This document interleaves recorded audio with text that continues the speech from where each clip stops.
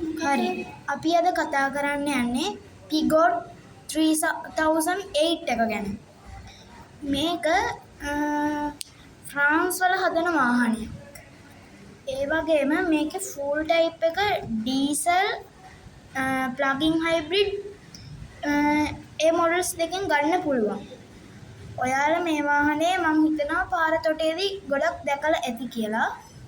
මේ තියෙන්නේ ඔයාලට දැන් මේ පික්චර්ස් ඔක්කොගේම බලා ගන්න පුළුවන් ඉන්නේ Peugeot 3008 කියන වාහනේ. මේ වාහනේ ඔයාලා දන්නවනේ මගේ හැම වීඩියෝ එකකම මම ප්‍රශ්නයක් අහනවා කියලා. මේ වීඩියෝ එකේ ප්‍රශ්නේ තමයි මේකේ තියෙන sunroof එකක්ද moon roof එකක්ද කමෙන්ට් කරන්න.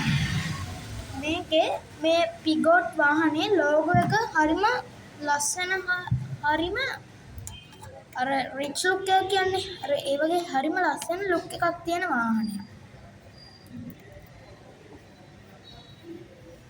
මේ තියෙන්නේ Peugeot වාහනයක. මේ සමහර Peugeot වාහනවල අර 3008 කියනක බොනට් එක උඩින් ගහලා තියෙනවා. ඒකෙන් හැබැයි මම නම් හිතනවා ලස්සන ලුක් එකක් තියෙනවා කියලා. මේ තියෙන්නේ මේකේ ඒ කියන්නේ උඩින් බැලුවම පේන ලුක් එක. මේක රියල් සයිඩ් එකත් හොඳට මැච් වෙලා කියලා මට හිතෙනවා. මේ Peugeot වාහනේ හොඳටම ලස්සන බ්ලැක් කලර් එකට තමයි. මේ තියෙන්නේ Peugeot වාහනේ ෆ්‍රන්ට් රියල් සයිඩ් එක වගේම වාහනේ දිග පළල රියල් සයිඩ් එක ඔක්කොම තියෙන